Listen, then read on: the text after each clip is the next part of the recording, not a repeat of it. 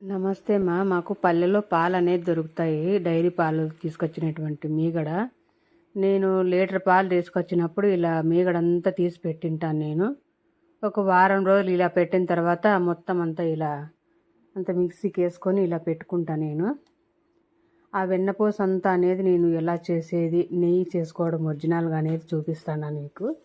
చూడండి, ఎందుకంటే మనం పాలు కాబెట్టినప్పుడు అంత ఇంత మీగడ వస్తుంది, పారేయడము ఏదో రకరకాలుగా వేస్ట్ అవుతూ ఉంటుంది.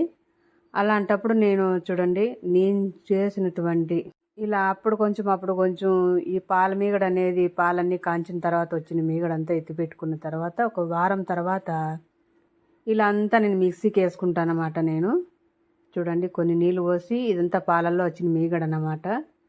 మనం పెరుగులో కానీ పాలల్లో కానీ ఏ మీగడైనా సరే ఇలా పెట్టేసుకుంటే చూడండి, ఇలా కవరే నేను ఎందుకు పెడుతున్నానంటే నీళ్ళు అనేది చిమ్మకుండా ఉంటాయి, బాగా అక్కడిక్కడ గలీజు పడకుండా ఇలా కవర్ అనేది నేను ప్రతిసారి మిక్సీకి వేసిన ప్రతి వస్తువుకు నేను ఇలా కవర్ అనేది పెట్టుకొని వేస్తూ ఉంటానమ్మా. నేను ఆ వాటర్ అంతా చుట్టుపక్కల పడకుండా అలా అక్కడే మాత్రమే ఉంటుంది. చూడండి, వెన్నపూస అంతా తిరిగిందనమాట.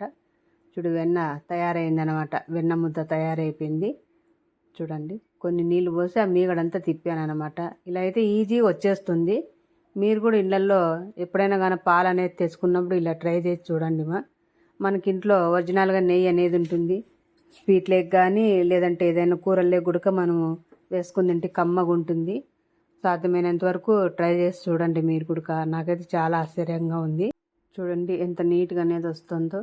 నేను మళ్ళీ అలా రావడానికి కారణం కూడా చెప్తాను. నేను ఒక ఐస్కి ఉంటుంది కదా, ఐస్ మనము ఇంట్లో ఫ్రిడ్జ్లో పెట్టింటాం కదా, ఆ ఐసు గడ్డ అనేది కొంచెం వేసినాం అనుకోండి, అది ఇంకా బాగా గడ్డ కట్టుకుంటుంది అనమాట.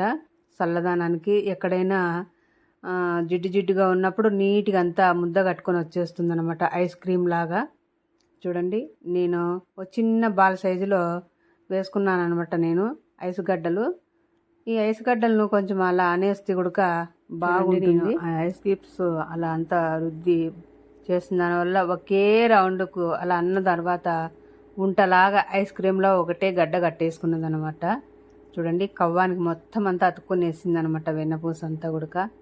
చూడండి, చాలా అద్భుతంగా ఉంది కదా. నాకైతే చాలా ఆనందంగా అనిపిస్తుంది అనమాట. ఎందుకంటే మనం ఏం పని చేసినా కానీ మన సొంత చేతులతో చేసుకుంటాం కాబట్టి, అదే విధంగా మనకు అనుభవం కూడా వస్తుంది కాబట్టి చాలా హ్యాపీ అనిపించింది నాకైతే. కానీ ఎంత పని చేసినా ఎంత ఆనందం ఉంటుందో అంత ఆనందంగా అనిపిస్తుంది నాకు. ఎందుకంటే ఇట్లా చేస్తున్నాను కాబట్టి, నేను సొంతంగా నా చేతులతో ప్రయోగం చేస్తున్నాను కాబట్టి. చూడండి, ఆ మగ్గులో అలాగే ఐసుగడ్డ మిగిలిపోయింది.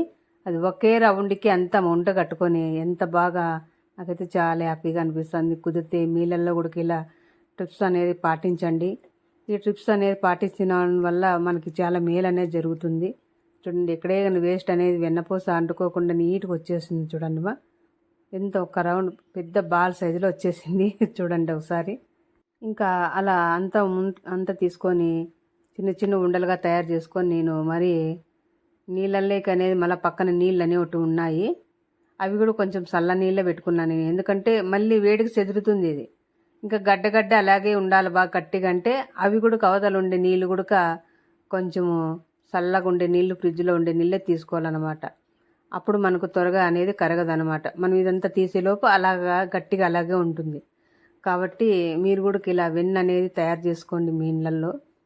ఏదైనా సరే మనము మన ఇళ్ళల్లో మన చేతులతో చేసుకున్నటువంటి దానికి మించింది ఏమీ ఉండదు. అందుకే ఇంటి భోజనమే ఇంటి భోజనం అంటారు. పని అయినా సరే, భోజనమైనా సరే, ఏదైనా సరే మనం సొంతంగా చేసుకున్న దానికి మించినది ఏమీ లేదు. అది నేను కూడా ఫస్ట్ లో మీగడంతా తినేదాన్ని కాదు, ఎందుకంటే మీగడ పడేసేదాన్ని నేను. పోను నాకు అది ఎందుకు వేస్ట్ అనిపించింది.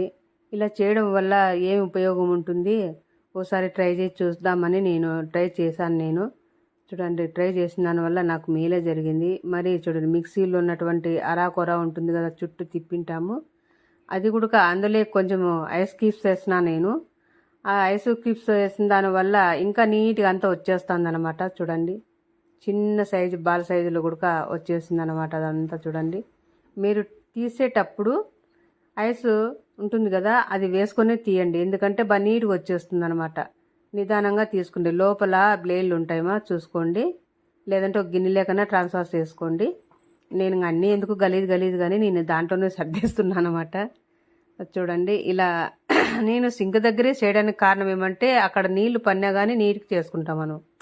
పక్కన పడిన దాని వల్ల ఏమవుతుందంటే ఆ ఈగలు దోమలు వస్తాయి కాబట్టి. చూడండి నేనైతే ఇంకా అన్ని ముద్దలు చేసి ఇక ఈ ప్లేట్లకి అంతా అనేది పెట్టుకుంటాను నేను. చూడండి ఇంకేం లేవు, మొత్తం అంతా వచ్చేసింది చూడండి. ఇలా పెద్ద బాల్ సైజులో పెద్ద ముద్ద ఉంటుంది కదా, అన్నం ముద్ద ఉంటుంది కదా, సంకటి చేస్తాం కదా, అంత ముద్ద అయింది నాదనమాట. నాకైతే చాలా సంతోషం అనిపిస్తుంది. సొయాన నేను ప్రయోగం చేసి సొంతంగా నేను ట్రై చేసినాను కాబట్టి. ఇక ఒక గిన్నె అనేది పెట్టుకొని నేను పెద్ద గిన్నె పెట్టుకున్నాను నేను. చూడండి అందులోకి వెన్నపూస అంతా వేసేసాను నేను అనమాట.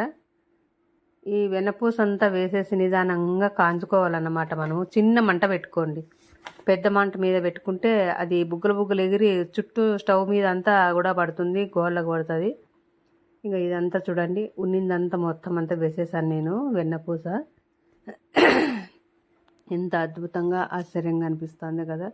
ఇంకా అది కొంచెం కాగిన తర్వాత నేను తమలపాకు ఉంటుంది కదా, పచ్చి తమలపాకు, ఆ తమలపాకు అనేది వేశాను నేను. ఎందుకంటే మేము చిన్నప్పుడు మా నానమ్మ వాళ్ళు మా అమ్మమ్మ వాళ్ళు ఇలాగే చేసేవాళ్ళు అనమాట. నేను అప్పుడు వాళ్ళని అడిగిన, అమ్మ ఎందుకు వేస్తారమ్మా ఇది అంటే, మంచి రుచి వస్తుంది మా, సువాసన మంచిగా అనిపిస్తుంది అని చెప్పేది మా నాయనమ్మ. మా కావులు దండిగా ఉండేటివి. మేము అప్పట్లో పాలు అమ్మేవాళ్ళం కాదు. పాలు పెరుగు చాలా మందికి పోసేవాళ్ళం. మా నానమ్మ అయితే పండగలు వస్తే నెయ్యి కూడా పోసేది పాపం అందరికీ. చూడండి ఇలా అంతా నీటికి కాంచినాక అది ఒక కలర్ అనేది వస్తుంది అనమాట, బ్రౌన్ కలర్ వస్తుంది కదా. అప్పుడు అంతా ఉడికిన తర్వాత నెయ్యి వెన్నపూస అంతా ఆయిల్ అంతా సపరేట్ అవుతూ వస్తుందనమాట. అప్పుడు ఇంకా మంట తగ్గించేసుకొని మనము ఆ తమలపాకు అనేది వేసుకోవాలన్నమాట మనం. చూడండి వేసుకున్న తర్వాత ఇలా కాగుతుంది కదా, బాగా ఇంకా వేడిగానే ఉంది అది. ఇంకా నేను ఒక గిన్నెలేక అంతా వడపోసుకొని ఇంకా సేఫ్టీగా పెట్టుకుంటున్నాను అనమాట. ఇక ఏం పండగలైనా వచ్చినా కానీ మనం ప్రతి కూరలేక కానీ వంటలేక కానీ నెయ్యి అనేది మన చేతులతో మన ఇంట్లో చేసినటువంటి నెయ్యిని సురక్షితంగా తినచ్చు అనమాట. కుదిరితే మీ ఇళ్ళల్లో మీరు కూడా ఇలా చేసుకోండి నైనా. నా ఈ వీడియో కనుక మీ అందరికీ నచ్చినట్లయితే, ఉపయోగపడినట్లయితే లైక్ చేయండి, షేర్ చేయండి, కామెంట్లు కూడా రాయండి తల్లి. లతమ్మ ఫ్యామిలీలో రకరకాలైనటువంటి వీడియోస్ వస్తూనే ఉంటాయి. లైక్ చేయండి, కామెంట్లు కూడా చేయండి నాన్న, ప్లీజ్ నాన్న. బాయ్ తల్లులు.